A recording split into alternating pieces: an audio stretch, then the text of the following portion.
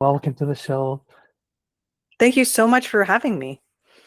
I think today we have a really packed episode because we're shifting a bit from psychology and mindfulness today into the business world. Because as I understand, you have a lot of experience building businesses and supporting founders and getting them into the right mindset, into the right actions. So I think actually as a starting point, it will be interesting to get your sort of origin story, how you got into this world. Yes, I always love sharing the story because it's been a bit of a process of just observation. I think in anyone's career, we're making these decisions based on, our hypothesis of what we want to focus on, what's going to work, and then we have to sometimes change gears based on our observation and what we're seeing in reality. So I started my career really excited about investing and deploying capital. I've done that in a wide range of ways. I've worked at private equity firms, I've worked at university endowments, and I've worked at early stage investment groups. And so I've sort of seen a range of public and alternatives investment strategies. And over the course of my career, I have an MBA. And over the course of my career, I got more and more excited about the innovation side of things, like early stage investing and getting involved with people starting businesses. I just think it's a very exciting place to be. It fits my personality well. So after many years of mentoring and investing in and helping deploy capital into startups, I started seeing just a lot of patterns around burnout, lack of leadership capacity. And so I had this idea that instead of just assuming that most startups are going to fail, could we help the people more effectively? Could we analyze the leadership capacity of startup founders for the venture capital community, for early stage investors, to be able to feel better equipped to evaluate the human side of the equation? So not just the financial model or the product forecast or the go-to-market strategy, but the people. And so that's where we launched my company, the Founder Readiness Institute. And it really just came from observation and being excited about innovation, but seeing humans being a stalling agent for innovation. That's really interesting because it's almost like a sort of you're doing two things at the same time, and they synergize quite well because at one hand you're helping the founders, you're helping the companies get better, but at the same time, as you do that helping, that coaching becomes a data point for your insights and your knowledge for the next one. Yeah, I mean, what we're really offering, and we've expanded out past early stage investing, and we now target corporate HR departments and other groups that can use the tools that we've developed. But the original starting point was, how do we? I mean, starting a company is a really massive endeavor. It puts a lot of pressure on the people involved, and a lot of people, misunderstand what it takes, how long it can take, how much money you might need to raise. There's just a lot to keep in mind, and to put that on one person or team. Not only if it's a solo founder, that's one thing. If you have a co-founder, that can often be helpful, but it can often add another layer of human dynamics. So we also look at the team dynamics, and we're able to measure a lot of indicators as to whether this team is likely going to make it. What kind of, because of course, one person versus multiple people, dynamics change quite differently. The stress adds up, the complexity adds up. What kind of major differences have you seen between a single founder and a team of founders? Well, I think there's always this necessary. I read this interesting book recently when I was kind of deciding whether I've started one other company, but I was not the CEO.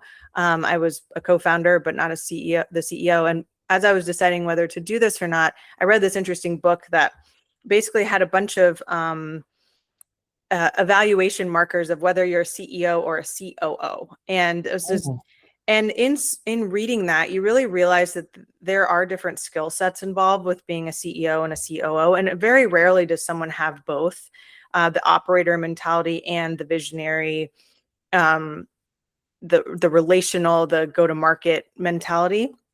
And some people are more systems oriented and process oriented, and other people tend to be more fluid and visionary. And so those archetypes tend to work well together, and it's good for, I have a co-founder who's the CTO actually, but we have very different gifts and personalities. And so I think that it helps reduce the risk for companies to have a co-founder. And I've heard this from many investors that they prefer to invest in companies where there is a co-founder.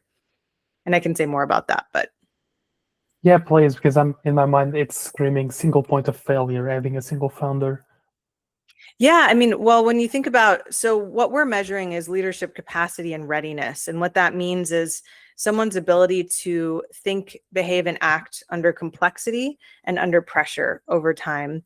And so a lot of personality tests and assessments really focus on preferences and personality traits, things like, are you an introvert or extrovert? Do you prefer structure or not? And that's not what we're measuring. We're measuring someone's ability to show up under pressure and complexity, and their how wide the aperture is really. And so people have different, we measure 6 different dimensions, things like coachability, ability to pivot. So one person might have a really good ability to pivot quickly while holding the mission in mind, while someone else takes longer to make decisions and is more risk averse and thoughtful about like what direction they're going. So they can often play off of each other. And just in that one dimension, it's hard to find somebody who's able to move quickly while also holding the big vision in mind and being thoughtful about all the processes that need to be in place. So that's why the CEO, COO coupling is really powerful. It's just, it gets really, these different perspectives are good to play off of each other, so that, I think we all have experienced when one person gets too much authority without checks and balances, like especially before a company doesn't have investors or doesn't have key stakeholders or a board, that individual, their psychology is going to be leading the charge. And so whatever risk factors they have, whatever ways they break down, they're not going to really have a way to see the shadow side or see the ways that they maybe aren't a good operator. And so that's why having that second person is often really powerful. I see, because yeah, you'll get too focused, too narrow-minded on something, and you'll miss blind spots and incur much greater risks. That actually makes me think, so let's say that you're a single founder. So you're building your company, maybe you're hiring people as well. So what kind of roles should be the top priority for hires as a single founder to mitigate those risks? Yeah, I mean, I think usually there's also this dynamic of a technical co-founder. So typically, if you're launching a business that is that you'd like to rapidly scale, like we're talking about high growth companies here, there are obviously lots of startups or just general businesses out there that create a great value in the economy, but they're not necessarily like high growth. So we're kind of talking about the high growth context, just to be clear. But I think having a person, usually a founder, again, they may have this great idea or visionary ability or a really good sales background or ability to do business development.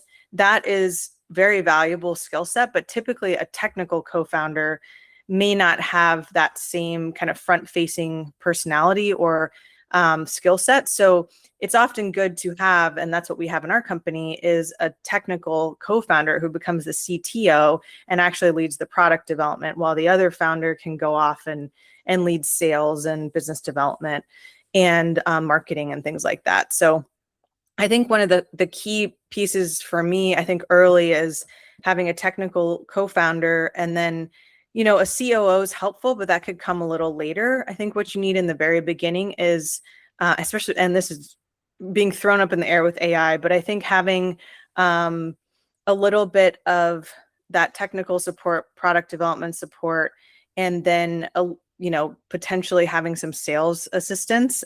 Some people debate that it should all be founder-led sales in the beginning. I think I'm of two minds about it. I think it can be nice to have a little bit of sales support in the beginning. But yeah, I think you can do a lot with two people in the beginning as you raise funding and as you get some milestones. So if I'm hearing this right, it sounds like if you go, the more stable multiple founders route, am I correct in understanding that the CEO and the CTO are the core pillars to move forward? I think so. Yeah. I think it's hard when you start getting 3 and 4 co-founders. I think 3 can be okay, but I would advocate no more than 3. I think it starts getting complicated when 3 people are trying to lead something in the beginning. And you really have to work together well. But it can be a real benefit too if, like, say you had the CTO, COO, and CEO all kind of working together. That might be an ideal situation because you can really help have someone who's building the systems and the operations from the beginning so that the CEO can go out and really drive business and the CTO can really focus on product. And as we're talking about different roles, and you already touched base on it, AI. Nowadays, especially online, there's this dream of, you just spawn a bunch of agents for the different C roles and the different doing roles in the company, and a single person can do everything by themselves. Have you seen any of that happen for Substance? I have definitely heard of it happening. I don't know anyone personally who's launched a company by themselves with just AI agents at this point. I definitely think it's happening. I just don't know anyone personally. I think it just depends on the type of company that you're building. The cost of building, I would say it this way. The cost of building has gone down markedly, and there's a lot more quality product that people can build with AI and the tools of AI. But I think sales is still something that's a lot of human nurturing needs to be involved in the sales process. And it's very difficult to automate your sales entirely. So I think the companies who are going to succeed are really going to have that sales functionality, and likely humans will need to be involved with that for a while.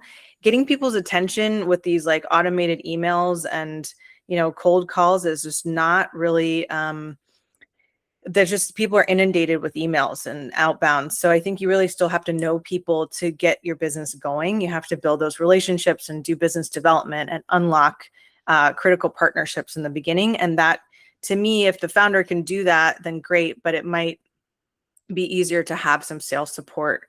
So I think it's going to be much easier to spin up companies and build products, but I don't know about the actual getting business side.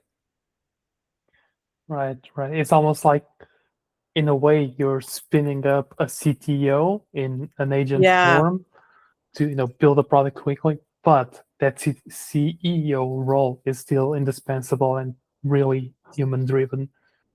Well, I mean, I've had experiences with AI. I wouldn't say I'm an expert in using it, but I've certainly our product is built on AI. So we've definitely leveraged it for what we've built, but I've personally used it for marketing and some other, core strategy questions for my company. And I find it really still needs a lot of management. Like, it's still, I'll ask it a question and you really have to refine what you're asking, give it very specific instructions. So you do have to have some knowledge base about sales, marketing, advertising, to really get the most out of it. So I think it's going to be, I don't know that many people have all of those skills, and you'll probably still need consultants and others in the beginning as we're all training AI to be able to leverage it or make sure it's not hallucinating or giving you outputs you can't really use, or misdirections in your company.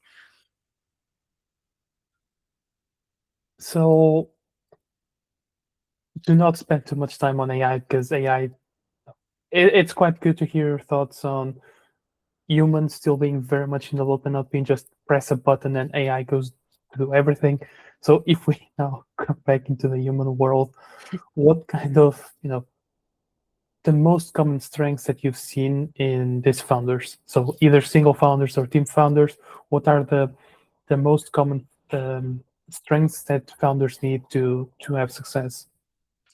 Well, what we did is we took over 1,000 research studies and boiled it down to about 300 that showed ultimately the 6 core constructs we measure for startup founders.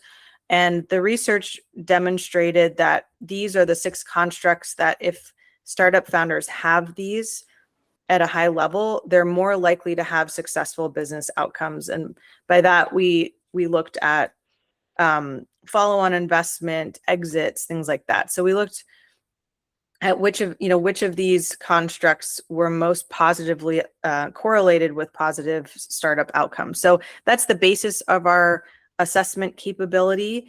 We look at 6 core things. We look at coachability and identity flexibility. We look at purposeful agility, we call it. We look at relational and emotional intelligence. We look at the ability to build teams, so team climate IQ.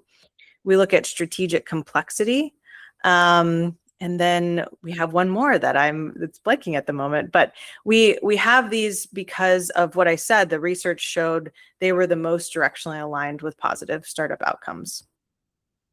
I think 2 really strike to me, which is, and so we'll get to them individually. So coachability and team climate. Sorry, I think they are very key, because coachability, it sounds almost counterintuitive that a founder or a team of founders who is doing their thing, building the company, and they still need coachability, they still need some support, they still need some guidance. And the team climate, being necessary for the founders to care about the team and putting the climate of the team, the status of the team, the reliability of the team in the forefront. I think those 2 are of course very important. That's why they are in your pillars. And at the same time, they feel counterintuitive, because when you hear startups, when you hear high growth companies, you just think of speed. I know, and grit. Yeah. Well, but it's quite good, yeah. I So think if you can elaborate. Look at the outcomes of most 9 out of 10 companies fail, and 65% of them due to this is a Harvard Business Review study, show that 65% are failing because of people problems. So I would argue the odds are not in favor of startups, and most of that is because of the people and the way people lead and the way people relate to other people. And so that's why we're so focused on this side of things and bringing it to the forefront and developing a shared language around these constructs, so that people are more, I think we all evaluate each other, and certainly some of these are not new to people. I don't know that people think of them all at once, but there's an intuition that investors develop about, like, whether a founder is coachable or, some of these other factors, but they don't necessarily systematically look at it, or look at it in a way that we do, where there's patterns that get uncovered with more data. So we're adding this extra layer of data to be like, this is what we see from this person from a third party kind of objective perspective. And you can add that to your own intuition, but these are the things that are kind of central to being a startup leader. So resilience is another one. But yeah, coachability, I think there's still a need to move fast. It's just that you have to have systems in place to catch you when you're not at your best. And that's where I think people don't think about the sustainability of their system they're developing. They just are nose to the grindstone on developing a product and getting it out to market, but their own emotional resilience or how they're treating people along the way, it's kind of like, if you move fast through those things and break a lot of stuff, you're probably going to be cleaning up messes later. So speed's important, but it's also it's just part of the equation. Very strong pillars to build a strong foundation rather than building a house of glass. Yeah. And so if we flip the script, then we've talked about the strengths. What about, the red flags in founders? Essentially, what can people self-check to understand, I do relate to this. Maybe I do need to work on this skill of mine or this behavior. Yeah, I mean, I think one of the main things we've heard, we've talked to probably over 150 investors at this point, and across the board, most of what we hear them cite as one of the main factors they flag if it's not present in a founder is coachability, and resilience. And so again, how they're measuring that is more anecdotal and based on their gut feeling and pattern recognition. But I think they see flags, or we would cite flags if a founder was, if you give feedback and they get defensive, or they don't, they're not listening well to outside feedback, or they talk about, like, if you ask them about times they've had to pivot as a result of people telling them something that went against their current thinking, just seeing how they operate and respond to some of those inputs is really, I think, one of the most critical things, because if you're not coachable and you're not flexible in how you identify yourself, if you're really wedded to your ego, if you will, then it's going to be harder to adapt, learn, and change to market conditions. And so I think there's material business rationale for being coachable. And so if I was a founder starting today, I have an idea, I know how to build a product. What would you say is the most important skill or behavior for me to adopt to move it forward? Well, I think first is it's always good to talk to people who've done something that you're interested in before you do it. So I would just talk to a bunch of founders and get their feedback on what it actually takes to grow a business. I mean, I think it's also really helpful to talk to customers. Like, if you have a business idea, you can create unbiased questions using AI, like prompt engineering. You can create a list of questions and go out to like 10 prospective customers and ask them and really figure out if there's a pain point there. And you'll learn a lot about whether or not you have a viable product if customers are saying they're willing to pay and it's actually a problem that you're solving. I think a lot of people start a company without doing that legwork, and then they get overwhelmed by just how complicated it can be to unlock customers. I mean, it can take a year before the first client comes in. Depends on what you're building, hardware products, or even longer sometimes. So there's just a lot involved with, and then I think depending on what product you're interested in selling, what kind of regulatory context you're working with and how much risk is there in getting your thing to market. But on the personality or the sort of construct side of it, like the personal development side of it, I feel like that's why we have this assessment tool. I think it's kind of like showing where your strengths and weaknesses are as a potential founder, startup leader. But I think just asking also some close friends to weigh in on some of these factors. Like, you can go to our website and just talk through it with some of the people and be like, do you feel like I have the emotional capacity or resilience to actually go and do this? Like, just getting some feedback from people Right. In a way, sort of get to know yourself better and then try to get some demand or some proof demand for your idea. Yeah. Awesome, Logan. We're getting to the end of the time here. So where can people find more about you and connect with you? Sure. It's at founderready.io. We're at www.founderready.io. And then I can be reached at logan@founderrl.com. Perfect. Thank you, Logan. Those will all be linked in the description so people can quickly connect with you. So, Logan, thank you very much for coming on the podcast, and Thank you. hopefully speak soon. Okay. Thanks so much.